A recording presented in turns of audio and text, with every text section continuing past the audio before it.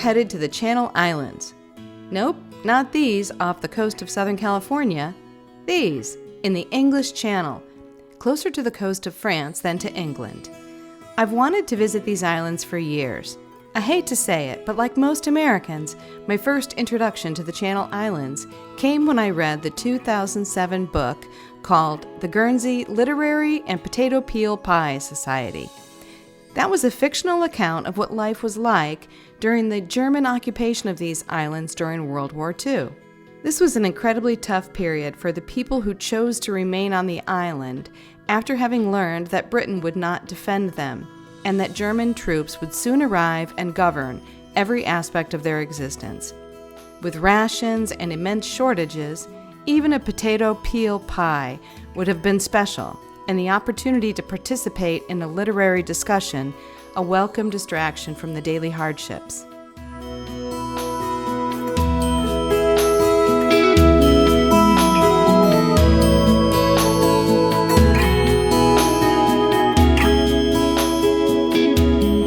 Getting close to Jersey. We've had a great run today of sailing. Had a few episodes where the wind kind of softened on us and we motored for 10 or 15 minutes. Not very long, and then the wind would come back. We had a couple of those. Wind's been very, very consistent with the forecast, literally within a couple knots of wind speed. It was supposed to be good wind in the morning and then softening a bit in the middle of the day, and then stronger winds than the morning and the afternoon, and that's exactly what's happened. The direction of the wind has been spot on as well. They have some incredible forecasting models here that are really, really accurate. You can see down there where we're going, in that populated area there, St. Helier, the main city on the island. We got a couple obstacles to get around to get in there. We're going to take down our code 0, which has been up pretty much the whole day. We started with the jib and quickly changed to the code 0. Our timing has been good getting into St. Helier. We've had some favorable currents, especially in the middle of the day, and the contrary current has been not as strong. So we made good time together with the wind and the code 0.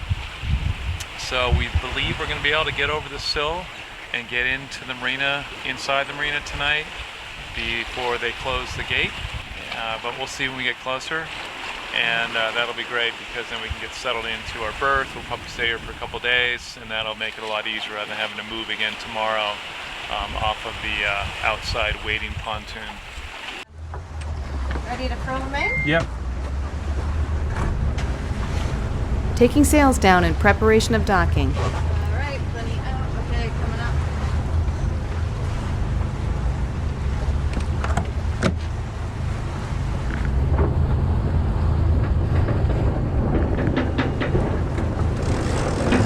Okay, there you go.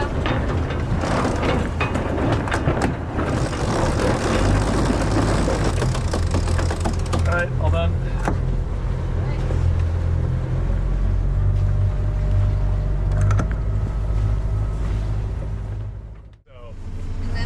Oversill. Depth is 0.0 oversill. Alright. I don't really need anything else. Maybe there's nobody inside there that we can see, so maybe they're just not taking people right now. Maybe not. So you can go behind this big sailboat here. Upon arriving, we learn that the inside harbor has been closed for renovations. Our only option is to raft up to the other boats on what in the high season would be the waiting pontoons, where boats would wait for the point in the tide cycle where the water is deep enough to drive over the sill. The height of the sill is designed to keep enough water inside that inside harbor for boats to float throughout the entire tide cycle.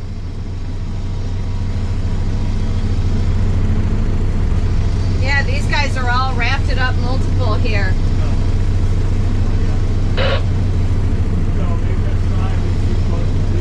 Yeah, because that's yellow. I bet we have to raft up to somebody. I bet we have to raft up to the big guy. We had heard that boats raft up to one another throughout the UK waters. This is completely new for us. Sure, we've rafted to a friend's boat plenty of times, or to other boats participating in a sailing regatta, but not to total strangers. Oh well, here we go.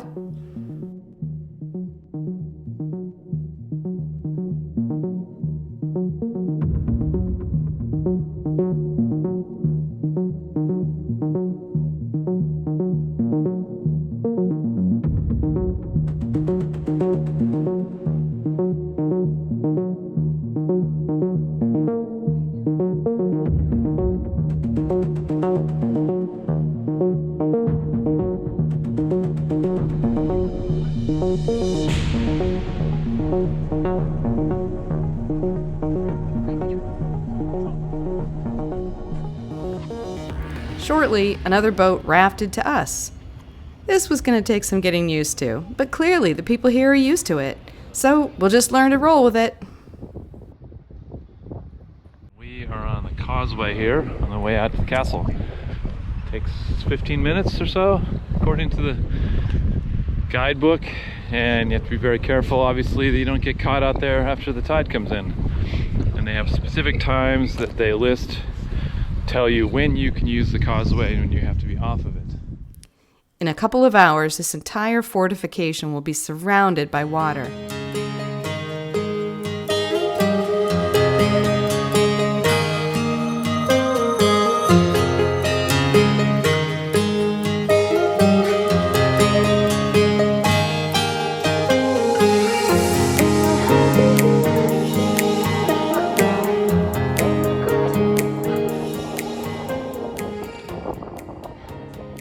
It looked like a separate island, but it probably just took advantage of the landscape that existed at the time, the geological structures. So yeah, this stretches way back here and has very large buildings on there, so I guess they probably had the ability to house quite a few people if they were under siege.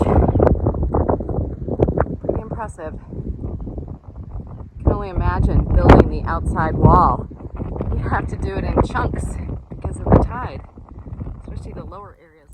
Today was going to be a two-castle day. We took a bus to the eastern side of the island to visit the impressive Mont Orgueil Castle, also known as Gorey Castle. This 800-year-old structure served as a German military base during their occupation of Jersey Island and the other Channel Islands during World War II. Today, it is a stunning museum with beautifully maintained grounds and interactive displays targeted to the young and old. We were lucky to time our visit with a demonstration by a bird of prey handler. Okay. They have something very, very unique about them. They will sit one bird on top of another, called stacking, back stacking. No other bird does it. Why do they do it? For a better view, Oh. and because they don't want to injure themselves. What this means is that I want to fly. she's hungry and she wants to fly. Oh, okay. Yeah.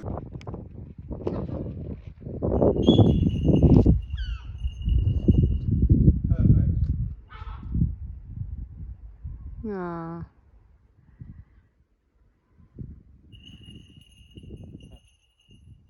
That's Go wherever she wants, and the hope is that she doesn't go too far. Sure. This is only the third day, so what I'd expect after a couple of weeks, without the seagulls, she'd fly further. Yeah.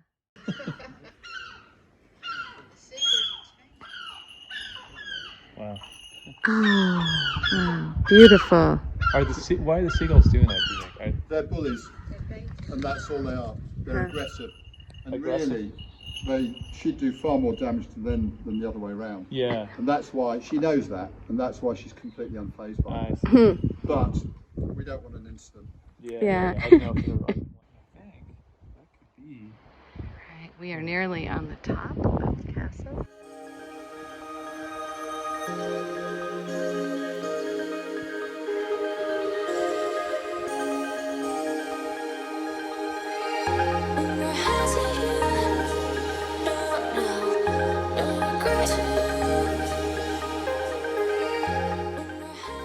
Notice the sea all around the Elizabeth Castle. This is where we walked a couple hours earlier.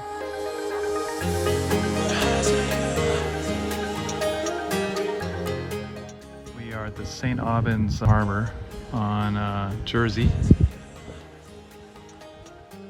As you can see, it's all dried out.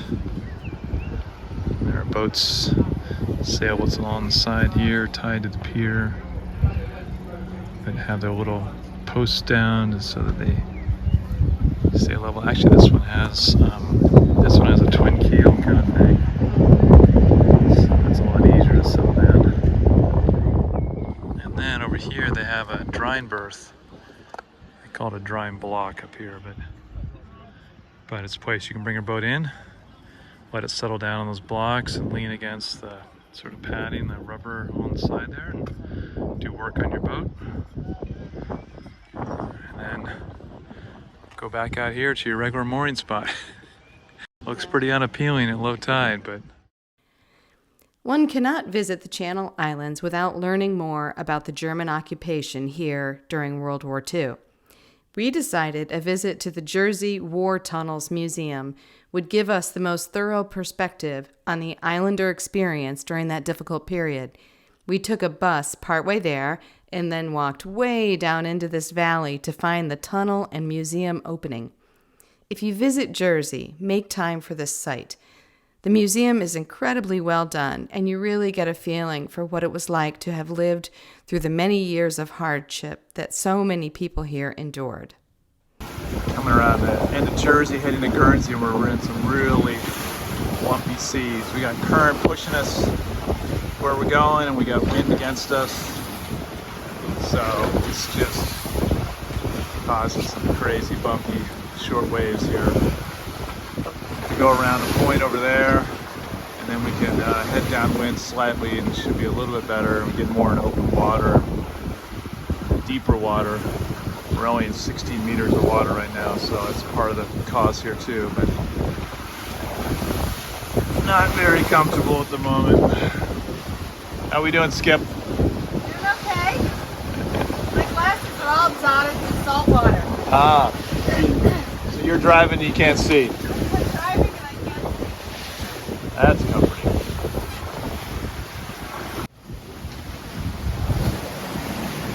Hard to hold the camera steady. Yeah, I know. We got a lighthouse over here marking the kind of western point of Jersey. There, 9-1 There we go, 9-1, 9-2.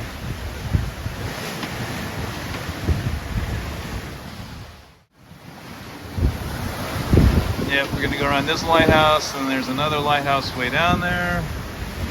Stand off of that because there's some shallows off of there. And then we're gonna head off to Sark. Beautiful day. It's supposed to be sunny later.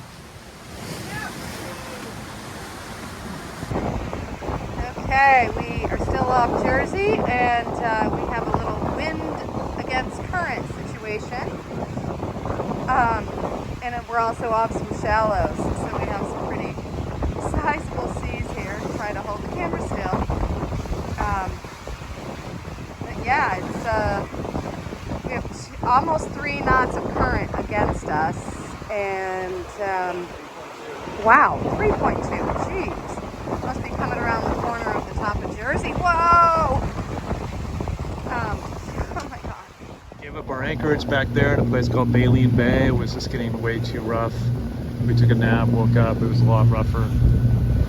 Kind of see how it's beautiful here, but extremely rough conditions with the wind direction right now. We're trying to get around to another spot on the island that might be more protected from the southwest. A nice lighthouse coming into view here, but sprinkled with rocks all over here, so I'm trying to help Karen navigate around all this stuff.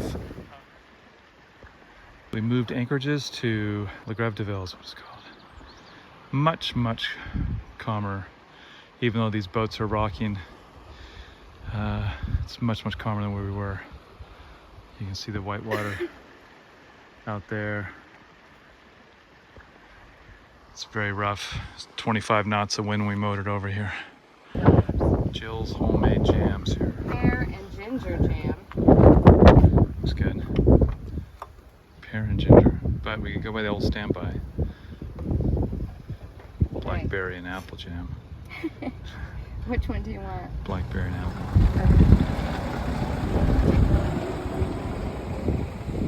So, this is the avenue. As you can tell from the size of the road. We were on Mermaid Lane, which is the home of Mermaid Tavern. This feels like the crossroads of the town. And Marguerite, little bed and breakfast.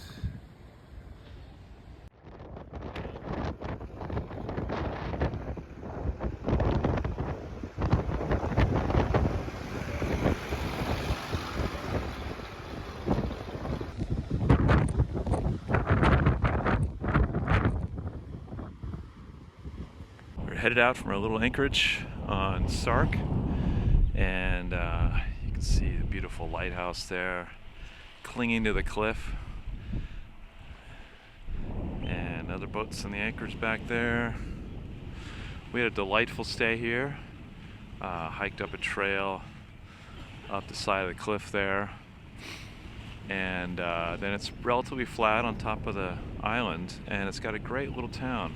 Very well pointed town, and beautiful stone masonry work on a lot of the buildings.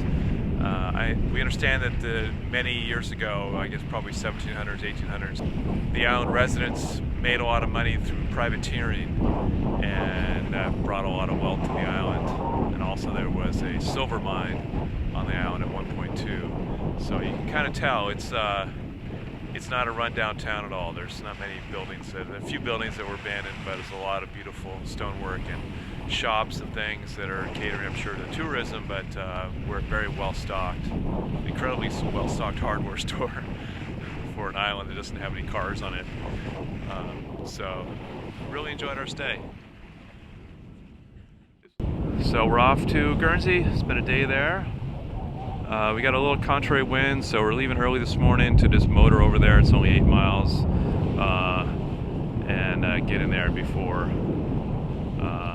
it gets too crazy windy. We want to get into Guernsey in time to explore around, because then we have to leave tomorrow morning early. We have a favorable window to cross over the English Channel. We need all day for that, so we have to time that right. After tomorrow, we have very poor winds for getting across there, so we're going to do that. A little short visit. We would spend more time in Guernsey if we could, but weather requires us to move on. This is Victoria Marina. This is the inside harbor with the sill showing pretty predominantly, at least a meter there. This is the harbor of Guernsey, the main harbor called Petersport. And you can see the lights there on that structure.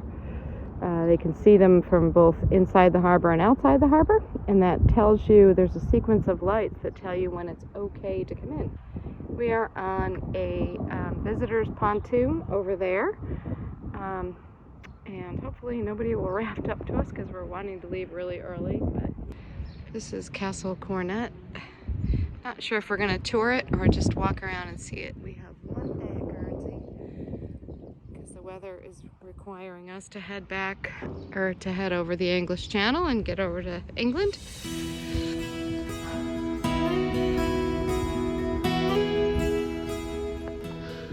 Alright, in Guernsey, they made this little pond here, not too deep. They're doing a little sailing class. And this is like 20 feet above where the tide is.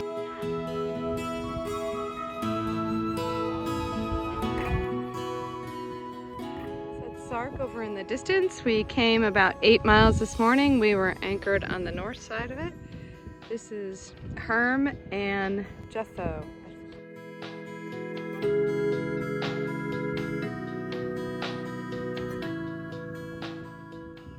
Looked up here and I saw a million chimneys all through the top of there. Yeah.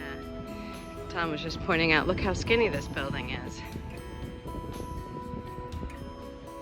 We're in Petersport on Guernsey. And this is Tower Hill, looking out over the port of Petersport. We We are down in there somewhere. We got a big old skeleton key that goes to Victoria Tower, and they lend it out to you for 30 minutes on your own after you read the rules. Okay. It's cool. Okay. All the skeletons have been removed. There we go.